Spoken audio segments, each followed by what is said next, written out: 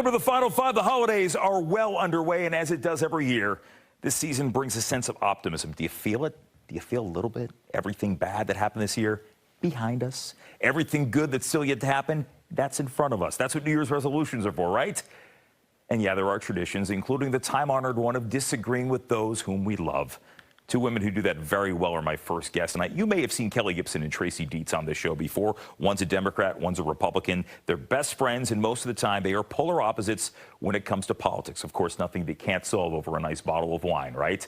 They're good friends of us. Here at Fox 5 on the Final Five, we usually welcome them in at the end of the year. So there's another tradition to uphold here on the Final Five. We're going to break down what we liked about 2022, what we want to leave behind, and we're going to bring back something we haven't done in literally years, putting our guests to the test.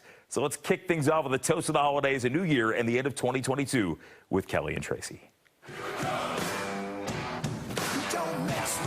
Well, we know 2022 was a busy year in politics, a lot of implications for Washington moving into 2023. The midterms changed the balance of power. Republicans set to take control of the House, Democrats holding on to the Senate.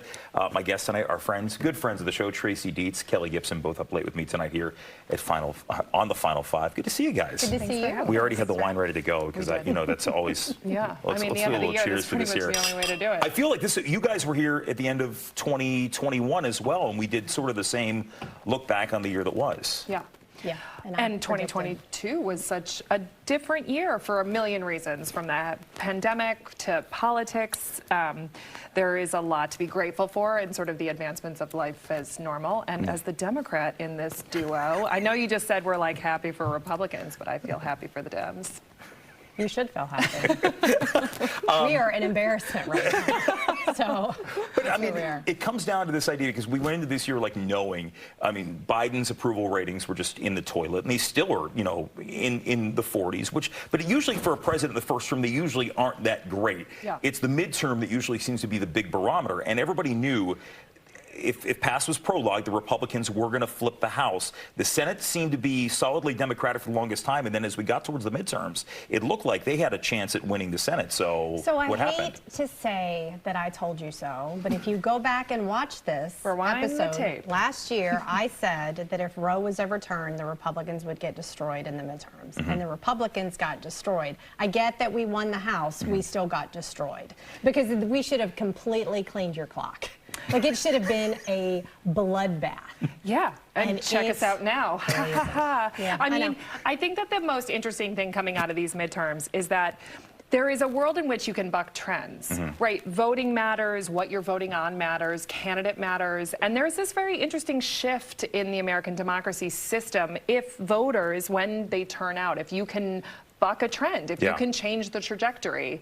And I think that'll just increase participation in our democracy. If people actually think their votes count, they may do it more. And that feels like a sort of a net positive. When you look at the past year, what was like one, as you look at it from your perspective, one good thing that came out of 2022? I mean, so the great thing, and we were talking about this earlier, is that we have 149 women in Congress now. And many more Republican women, even though Kelly's like, you so only far have fewer than the Democrats, but it's good. It's but good. We Let's did. get more. We crushed it with Republican women this year, and that was one of the things that I was really hoping that we were going to accomplish. And so for me, that is, we are getting more women in politics, we are getting more women elected on all levels, and that is huge and great for democracy.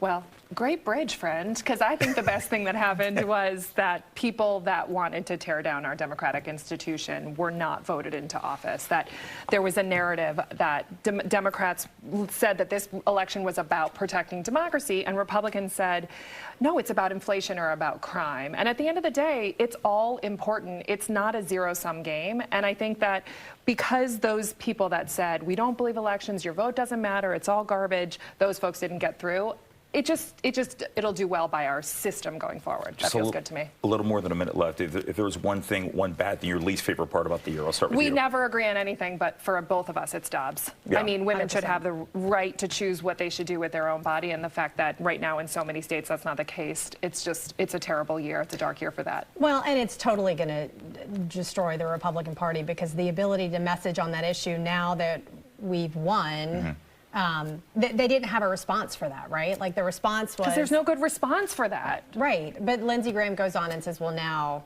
federal ban. Right. After we've been saying states' rights forever. So it's, yeah. It is such an issue, too. I mean, obviously, for the clear reasons why it's such a personal issue, if you're for it or if you're against it. And I had two women on the night that Dobbs came out, and it was a really tough conversation to have as a man, because it's not something that I would be in the position to make that decision. So I think the idea that it is something that there are these deeply held rights, and I think part of it is, regardless of how, there's no winner when you talk about this, because it is something that people take so personally, and I think for many good reasons either way. Which is why it shouldn't be a game. Which is why ownership of one's own body when it comes to, you know, the biggest economic decision a woman can make in her life is whether or not to have a child. Because affording a child over the course of your life is a highly economic decision. So there was all these conversations. We need to be talking about pocketbook issues. It's all intertwined. Yeah. So at the end of the day, voters spoke in Michigan, California, Kentucky, and Vermont, where literally it was on the ballot. And they said, no, it should be the right of the women. And I think that'll be it's very telling of 2024. I think the sign that when it was on in Kansas and Kansas voters, that was really an indicator where we're going. In fact, speaking of where we're going, we're going to stick around, and Tracy and Kelly are going to be back with more on the Final Five right after this.